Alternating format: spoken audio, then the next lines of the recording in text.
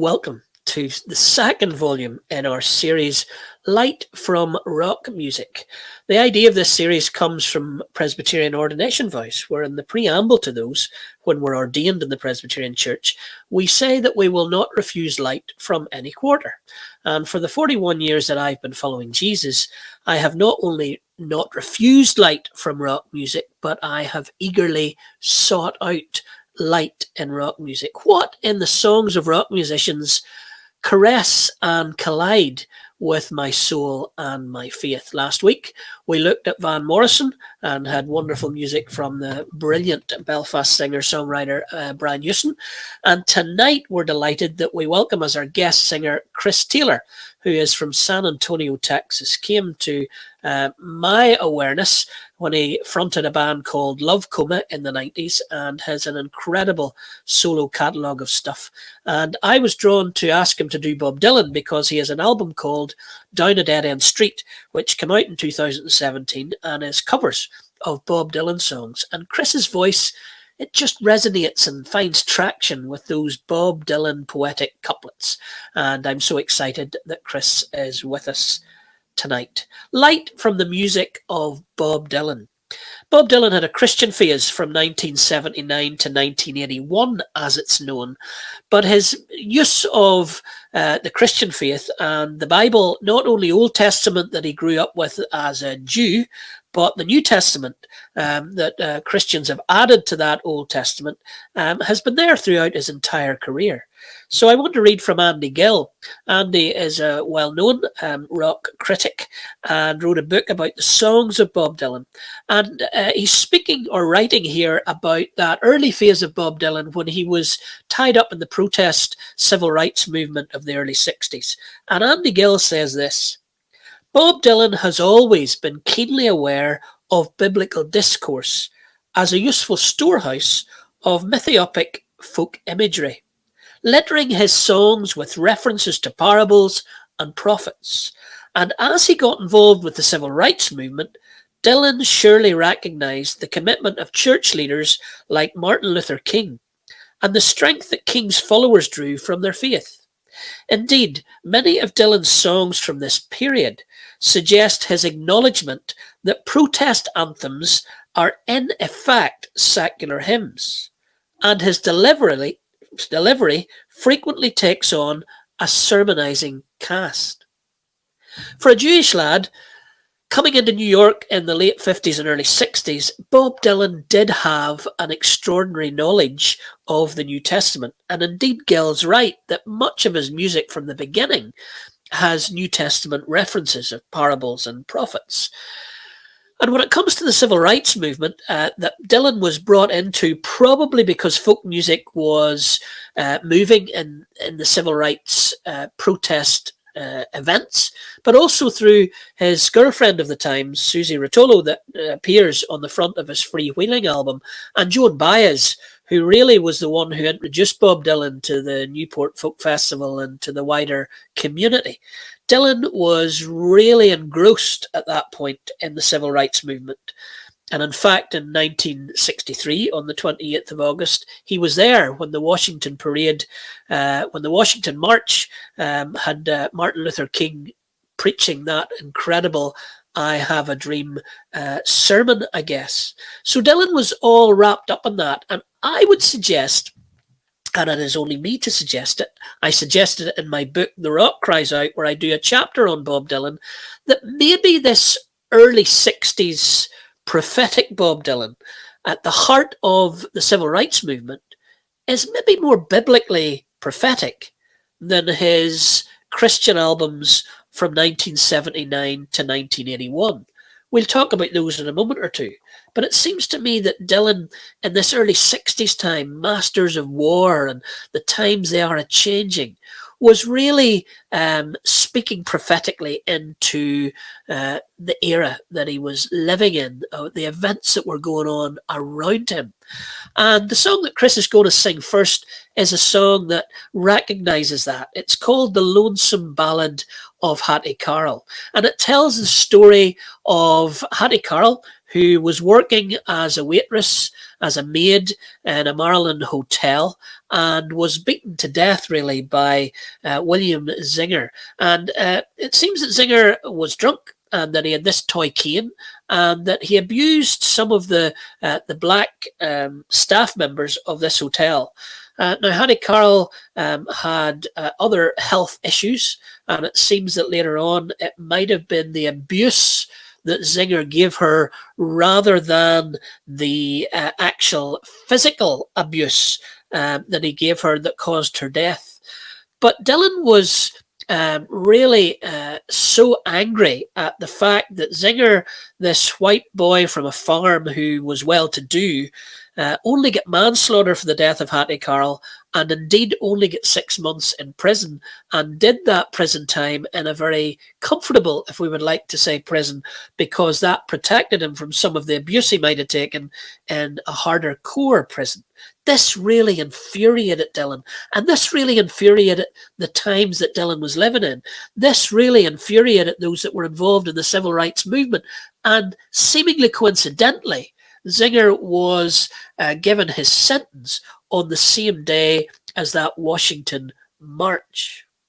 The sad thing is, we listen to the lonesome ballad of Hattie Carroll, and the lonesome death of Hattie Carroll is this. It could express what happened with Rodney King in LA in 1992, or Michael Brown in Ferguson in 2014, or George Floyd in May 2020 in Minneapolis this very year. It's the same story. It's the story of black lives that don't matter.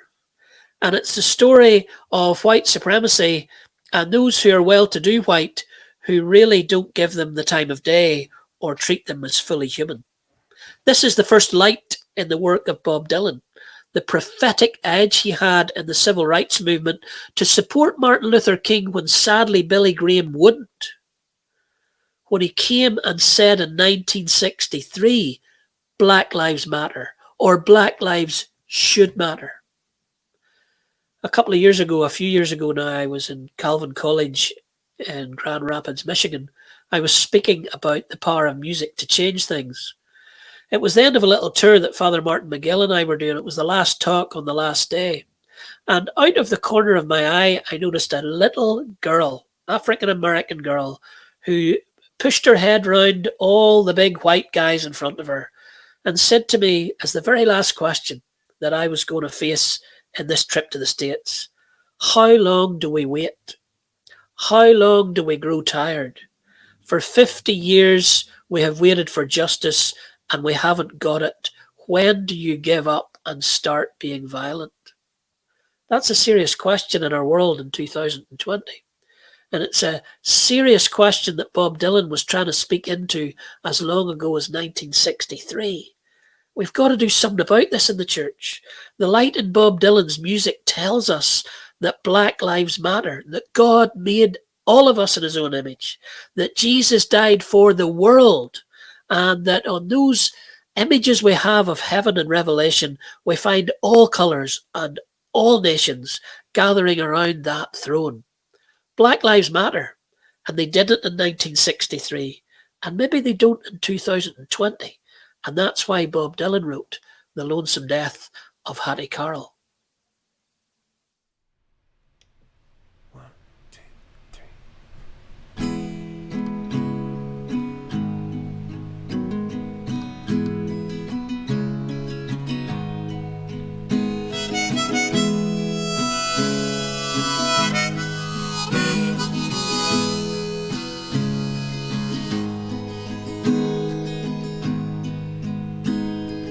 Williams and Singer killed poor Hattie Carroll, and the cane that he twirled around his diamond ring finger at a Baltimore hotel. Security gathering as the cops was called in, and his weapon took from him as they rode him in custody down to the station. Booked Williams and Zinger for first-degree murder. But you who philosophize disgrace and criticize all fear. Take the rag away from your face. Now ain't the time for your tears.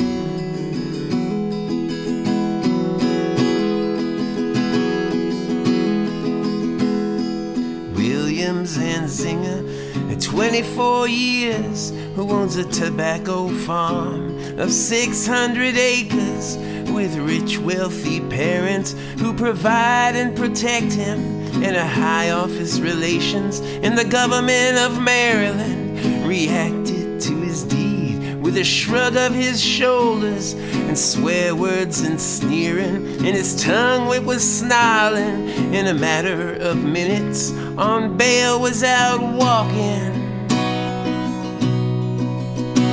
But you who philosophize disgrace and criticize all fears, take the rag away from your face. Now ain't the time for your tears.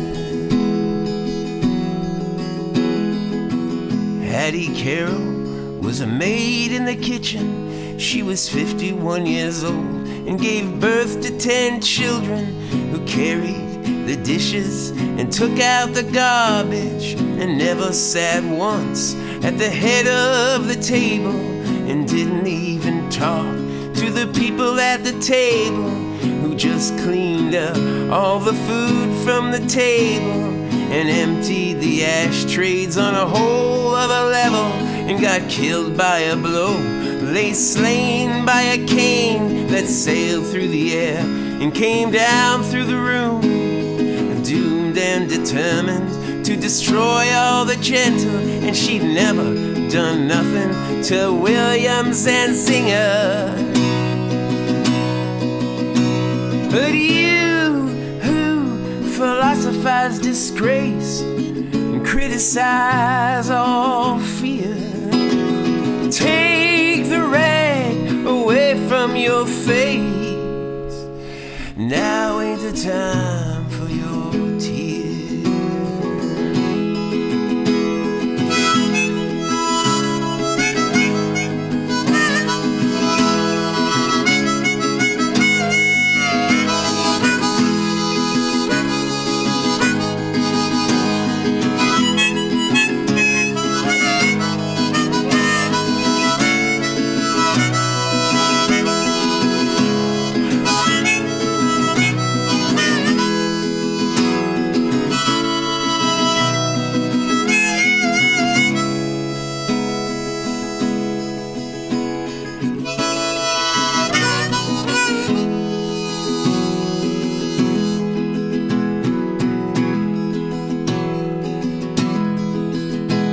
In the courtroom of honor, the judge pounded his gavel to show all's equal, and the courts are on the level, and the strings in the books ain't pulled and persuaded, and even the nobles get properly handled once that the cops have chased after and caught 'em, and the ladder of law has no top and no bottom. Stared at the person who killed for no reason, who just happened to be feeling that way without warning, and he spoke through his cloak, most deep and distinguished, and handed out strongly for penalty and repentance Williams and Zinger with a 6-month sentence.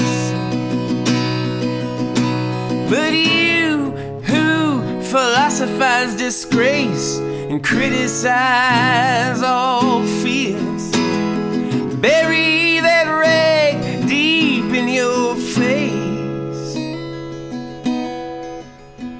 for now's the time for your tears.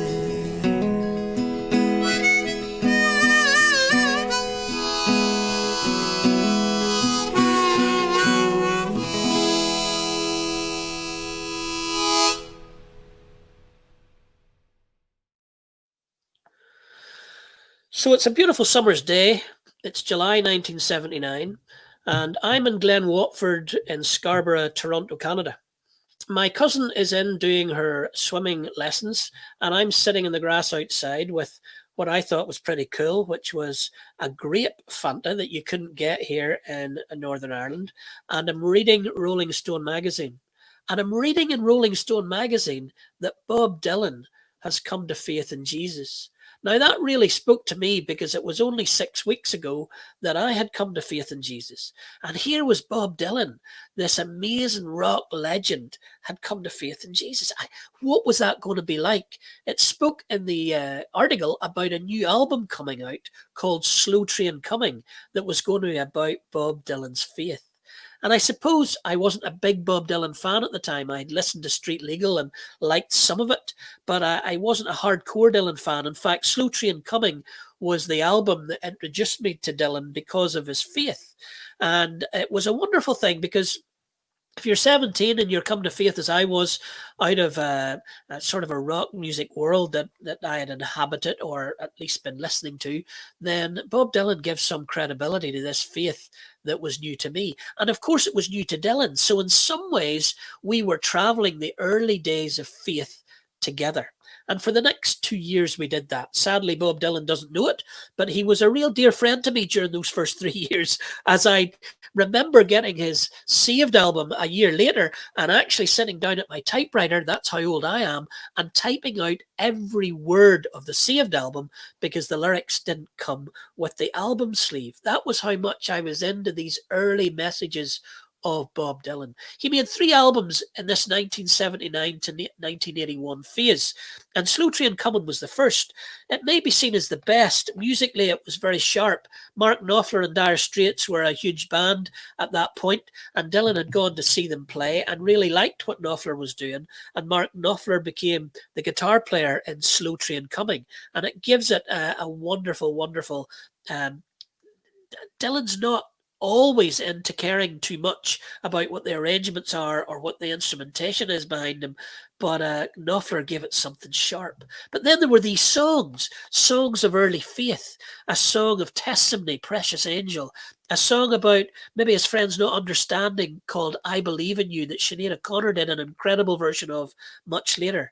There were songs about changing his way of thinking, and Slow Train Coming itself was a song that he had started to write at the end of his 1978 tour, and it seemed to be a song that took the old Dylan that was being socially critiquing the world around him and brought in faith. And we're not sure whether that slow train was the redemption of Jesus or the judgment of God, but there was something happening. And this album had it all. In fact, it even had a children's song called God Gave Names to All the Animals that I pretty much skip when it's on CD, but Dylan kept it on the album because one of his backing singers' children, who was 3 at the time, loved it. So Dylan kept this song on the album. It was in a broad spectrum of faith dynamic. And actually, though the Christian phase that Bob Dylan had didn't get great critical success in the long term, Slow Train Coming won him a Grammy for the song Gonna Serve Somebody, for the best the best rock vocal of 1979. Saved came next, as I said, and it was much more straight creed. So solid rock, saved. And this was all about the salvation, all about how he found salvation in Jesus, how that grace of God was a solid rock to him now, and that he was saved by the blood of the Lamb. And also songs like uh, what can I do? What can I do for you? Which was a song of prayer, of saying to God, what have I got that I can give back to you? And pressing on to a higher calling of the Lord. There was another testimony song and Covenant Woman, but it was much more straight creed and spiritual formation stuff. And then Shot of Love in 1981 changed it slightly because there was a couple of, in inverted commas, secular songs on there, but maybe Dylan's best song in his Christian phase, a song called Every Grain of Sand, that we will finish tonight with. But let me just give you a lyric from that right now. Oh, the flowers of indulgence and the weeds of yesteryear, like criminals, they have choked the breath of conscience and good cheer. The sun beams down upon the steps of light to light the way, to ease the pain of idleness and the memory of decay.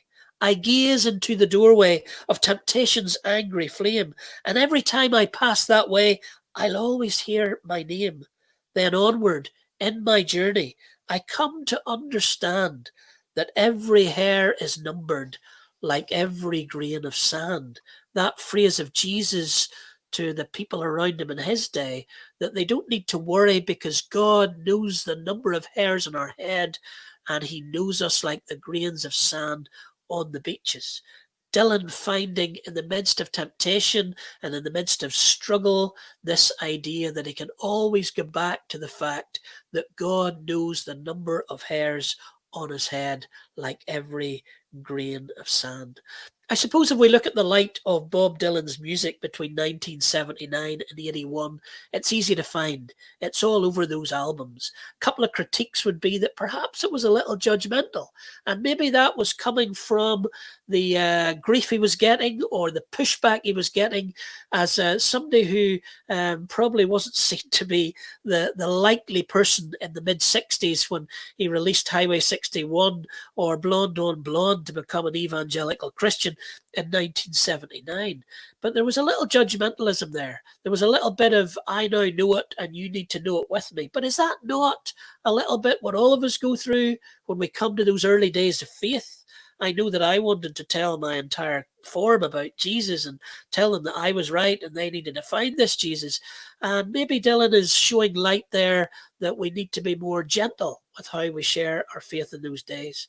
And Hal Lindsey was huge at the time. The late great Planet Earth was telling us that the world was going to end any minute and there was going to be an Armageddon battle between the Russians and the Americans in the middle of the Middle East. And it was all prophesied in Daniel and Revelation. And everybody was thinking about the end times and the apocalypse and Christians being taken away. And Dylan got caught up in that at that time because for 6 months he went to the Vineyard Bible School in California, and no doubt they were wrapped up in 1979 with all this stuff that was going on. Having said that, they released a box set of Dylan's work just a couple of years ago called the Bootleg Series Number 13. Bootleg Series is an amazing series of Bob Dylan works, songs that didn't make albums that could have made any of the albums that they were left off. And this is an 8 CD box set of those gospel years. And what I discovered in those, or rediscovered in those, was how fertile a time this was in Dylan's musicianship or songwriting creativity. He wrote loads of songs because that 6 months in that Vineyard Bible School gave him so many resources in his hard drive that he then went and turned into these amazing songs and amazing live performances where his voice maybe was as good and strong and convicted as it's ever been because he had found this belief that the crowd weren't sure about and he was trying to share with them this light.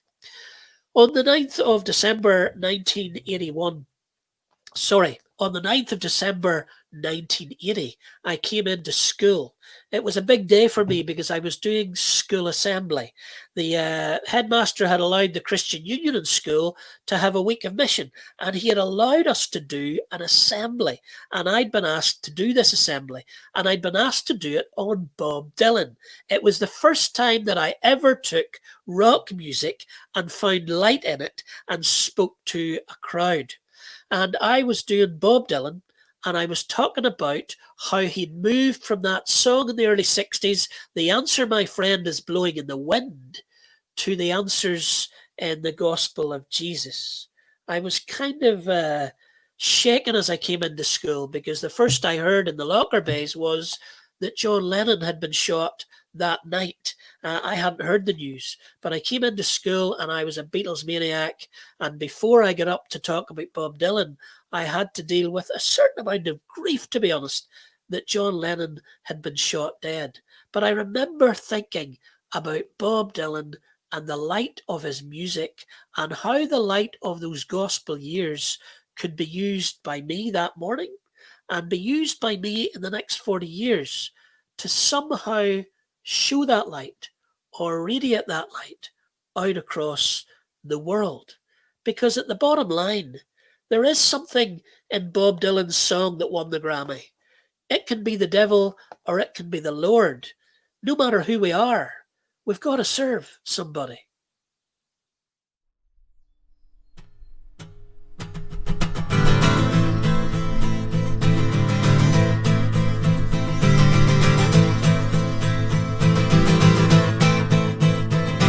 You might be an ambassador to England or France. You might like to gamble. You might like to dance. You might be the heavyweight champion of the world. You might be a socialite with a long string of pearls, but you'll have to serve somebody. Yes, indeed, serve somebody. It might be the devil, or it might be the Lord. Serve somebody. You might be a rock and roll addict, prancing on this stage. You might have money at your command, or women in a cage.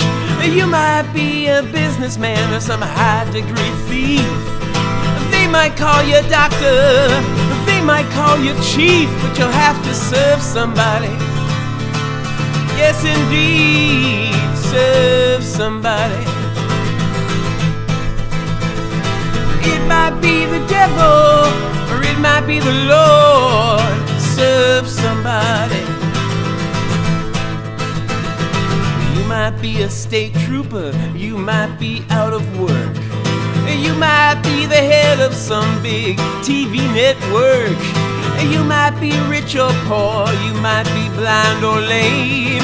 You might be living in another country under another name, but you'll have to serve somebody. Yes, indeed, serve somebody. It might be the devil, or it might be the Lord. Serve somebody. You might like to drink whiskey, you might like to blow smoke. You might have money and power, baby, you might be broke. You might think you're living, or you might think you're dead. You might be sleeping on the floor, sleeping in a king-size bed, but you're gonna have to serve somebody. Yes, indeed, serve somebody.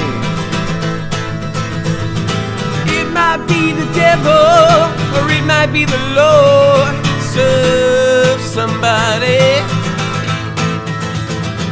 You might be a preacher preaching spiritual pride.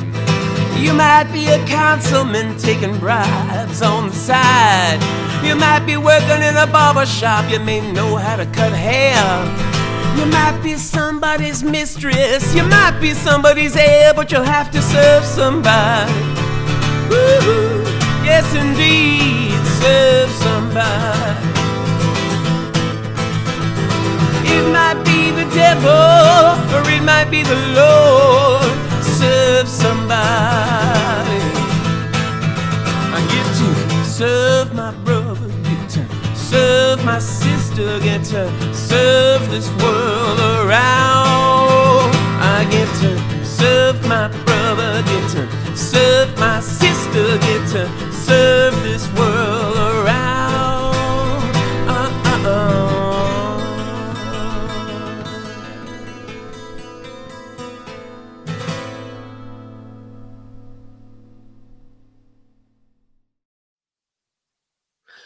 Who would have guessed it? As I prepared for this light in the music of Bob Dylan's new album, Rough and Rowdy Ways, is #1 in the album charts. How could we do that? You couldn't have written it. And I suppose as Rough and Rowdy Ways is being discussed by us Dylanophile at this time, we're very excited about it because it's one of Dylan's best albums in an awful long time. The lyrics are incredible. They are deep, they are clever, they are intelligent, they are about social issues. Indiana Jones and the Rolling Stones and various other people get mentions in it. And of course, for me, I'm looking for light in Rough and Rowdy Ways. And I'm looking to see whether 40 years after his Christian phase, is Bob Dylan still following Jesus? Or did he reject Jesus? Is he back with Judaism? Or where is he spiritually in his walk in 2020 as a 79-year-old? And it's easy to find in Rough and Rowdy Ways. There's a song on the album called I've Made Up My Mind to Give Myself to You. Now, that's the kind of song title that could have been on the Saved album in 1980. I've made up my mind to give myself to you. And I suppose for those of us who are looking for light in the music of Bob Dylan, we could contrive that the person he's given his life up to is God. And that could be debatable, and there will be many discussions about it on Bob Dylan discussion groups across the World Wide Web.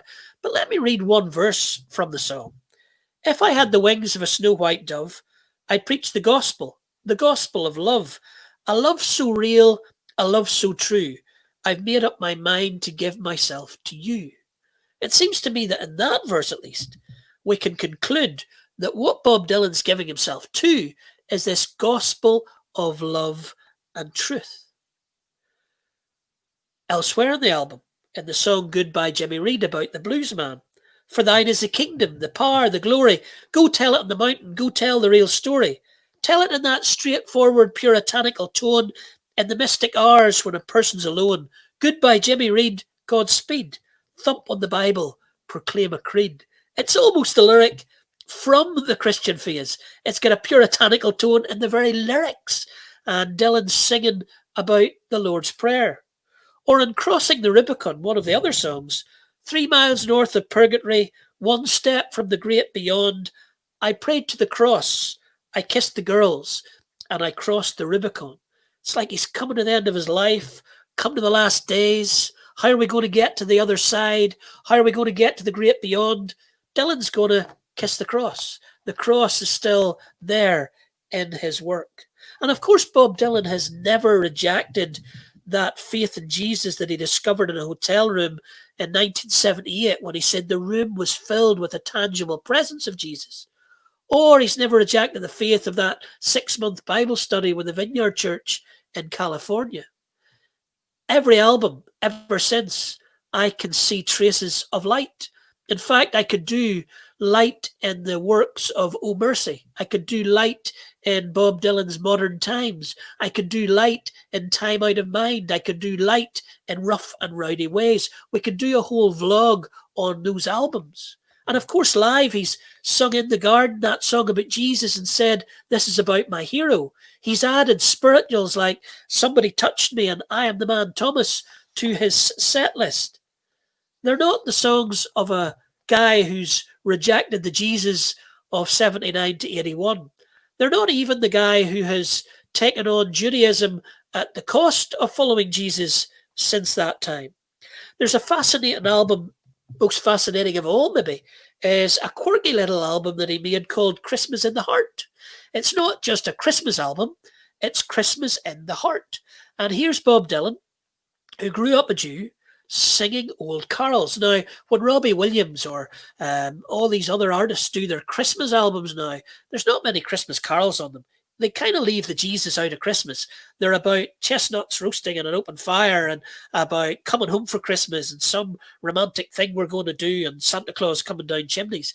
Very few of them talk about the incarnation of Jesus, whereas Dylan's album is full of these Christmas carols.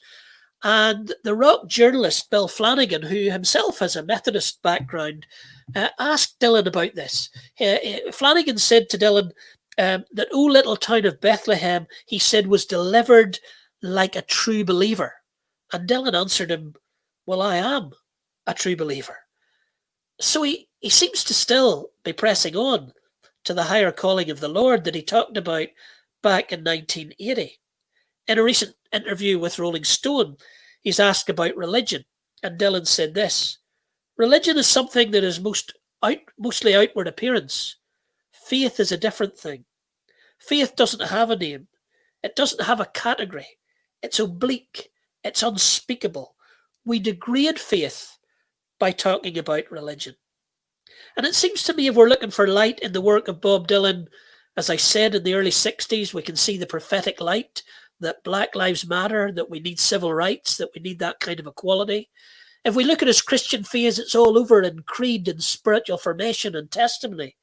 But if we look at Dylan's work since 1981, we find the story of someone who I believe still is pressing on to the higher calling of Jesus, and yet doesn't want to get labelled or caught up in some particular religion or some particular denomination or church or whatever else. He's not following what churches are saying. He seems to be following what he believes Jesus is saying. Now, we can judge that and we can say he's in error or he's not in error, but we're not ones who can judge whether Bob Dylan's in or whether Bob Dylan's out. And that might be one of the judgmental things about Christianity that we need to have some light shone upon.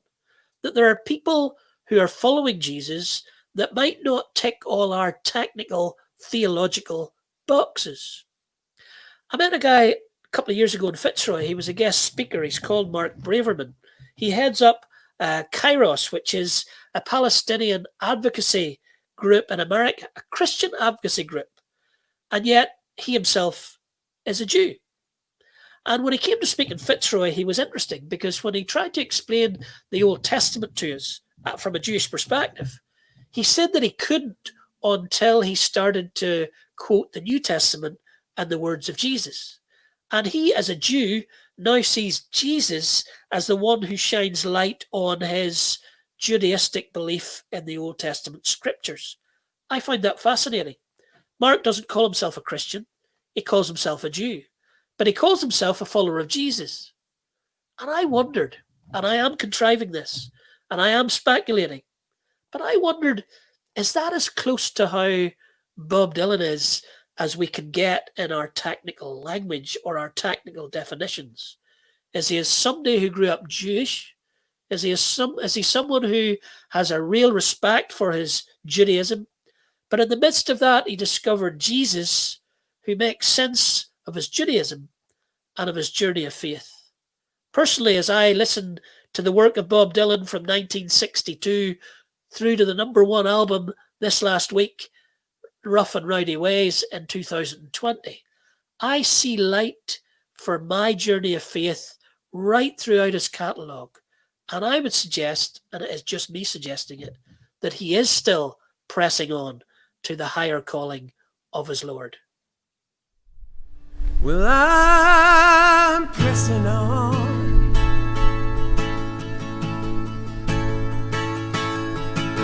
pressing on.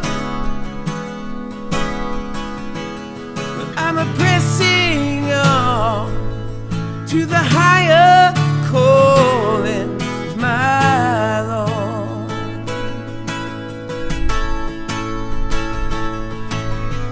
Many try to stop me, shake me up in my mind, say prove to me he's the Lord, show me a sign.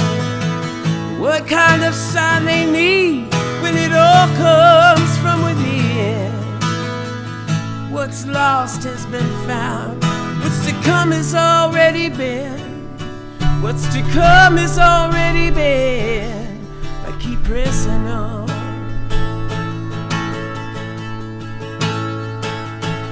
Yes, I'm a pressing on. Can't turn round, I'm a pressing on to the higher calling of my Lord.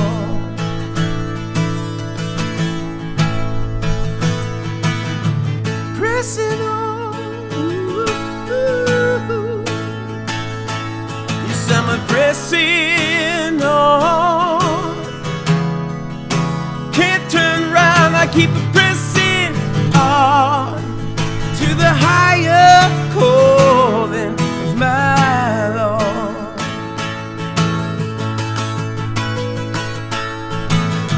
Shake the dust right off of your feet, and don't you look back. Nothing gonna hold you down, nothing that you lack. Temptation not an easy thing, Adam giving the devil a rein. Because he sinned, I got no choice. Feel it running right through my veins, feel it running right through my veins. I'm pressing on,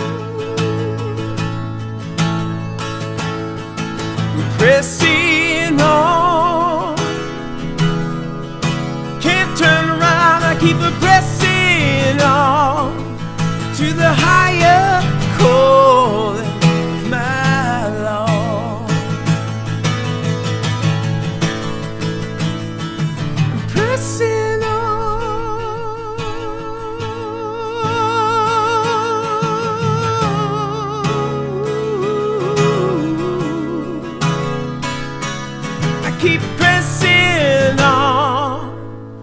to the higher calling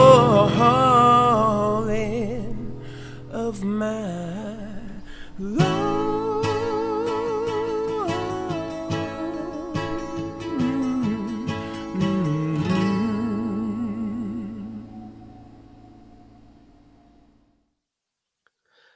I'd like to thank Chris Taylor for singing those amazing songs tonight. His album, Down a Dead End Street, his covers of Bob Dylan.